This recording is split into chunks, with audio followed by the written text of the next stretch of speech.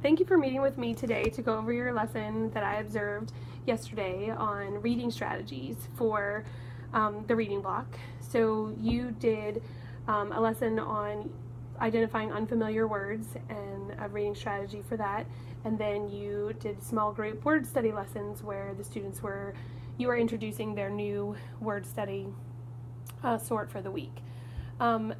Your goal for me was to have to kind of look at your movement around the classroom and the student participation as you moved around the room. So how do you think the lesson went? What are some things that went well? I think overall it went well, especially more in my small group because it was easier to monitor them, make sure that they were participating, and it was closer to me versus the whole group lesson having people around the whole classroom. And I feel like I didn't monitor that as well as I did in my small group. And I felt like the way I was explaining the word study sort, they understood where I was directing them towards. They understood the sort. I had them do examples, especially with my lower group.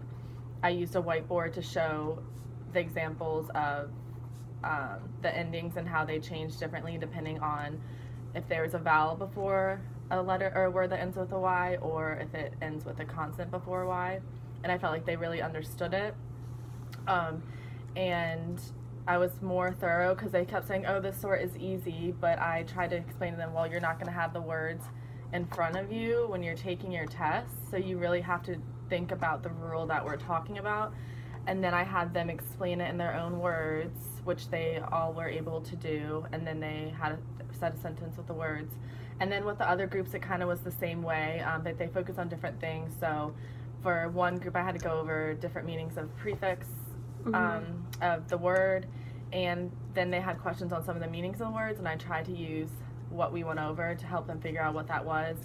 And then the third group just had to look at the ending changes and see if the word had either a short or long vowel in the word. So I thought that me explaining word study went really well, and it was my third time, and I've definitely improved from the previous. It's definitely my first one, but from the previous one as well. And I'm becoming more confident in teaching word study because it's not as easy as I thought it initially was. You really do have to think about what you're telling the students and make sure that they fully understand. Absolutely. So just some of the things that I jotted down that you said was that you were able to better monitor the student participation in the small group. You felt like the students were understanding the information better, and that you were able to model the sort for each group, and that you were able to provide a more thorough explanation, especially seeing the improvement from your first time doing those lessons to now. You talked about the different levels for each group. Did you feel like what you were doing was appropriate for each of those groups?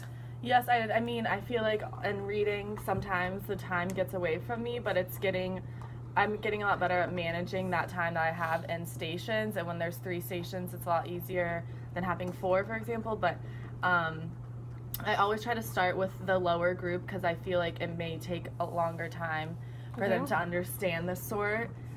Versus the higher group, I may not have to give as many examples, but I still try to do basically everything with every single group. But in one group, we did not get to sentences, but I felt like it was okay because it was the group that it was more of them understanding the words and trying to understand the meaning because of the prefix. So I was more focused on that versus them saying a sentence of the word. Okay.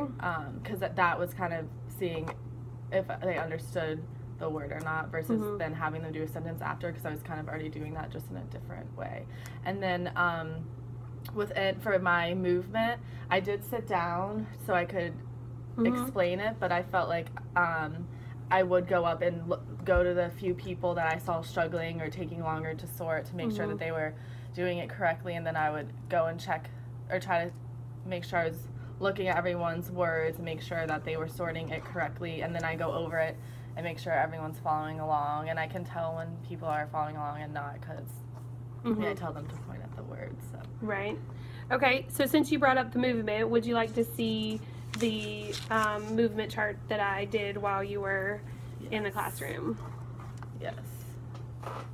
So I just want to take you to take a minute to look that over and think about what do you notice in your movement pattern. So okay, this is the front of the board. Okay. Mm-hmm. So I spent a lot of time on the left side of the room. Okay. And I lacked going to this side or the right side of the room. And that definitely came to be a problem in the whole group and having them participate as much. But also it's hard because I was on the side because Lindsay and Liam kept talking and they sit in the front next to each other. So I think that was just problematic in that they probably should not be sitting next to each other.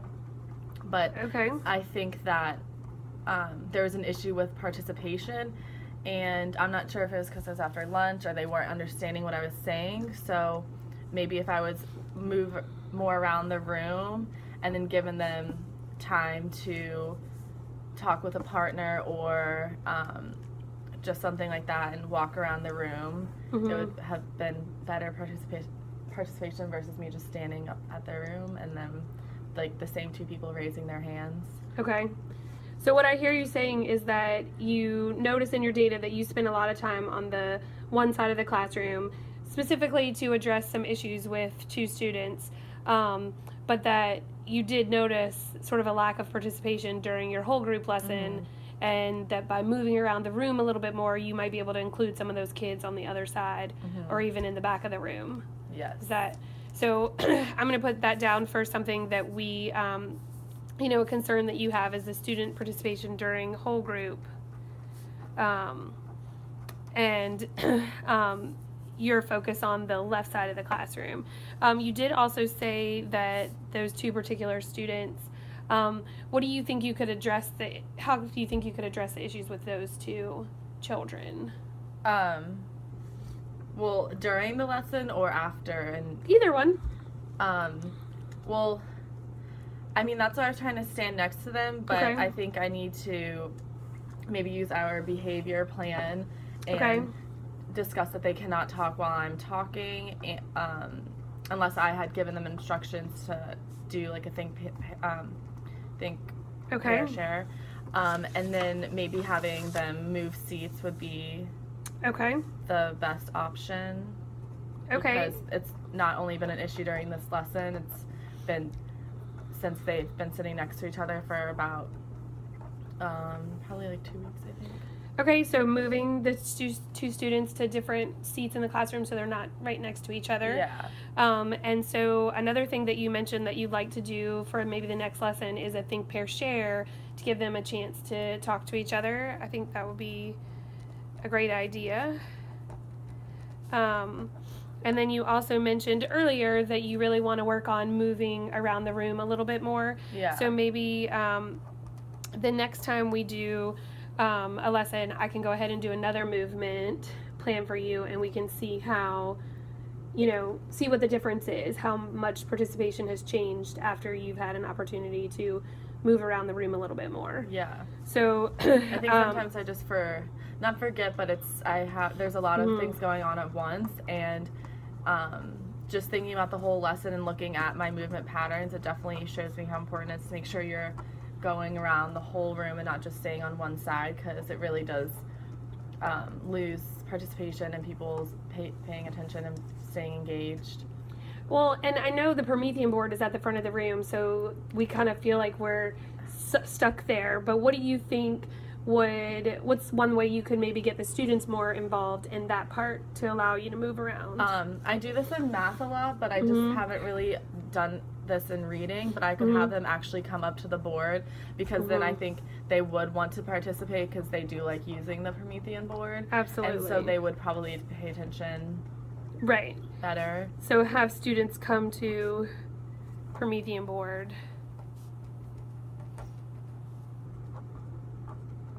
Okay, excellent. Well, we'll go ahead and plan on that for our next lesson, that I'll do another data collection on your movement pattern around the room, and we'll take a look at it again. Okay. Thanks.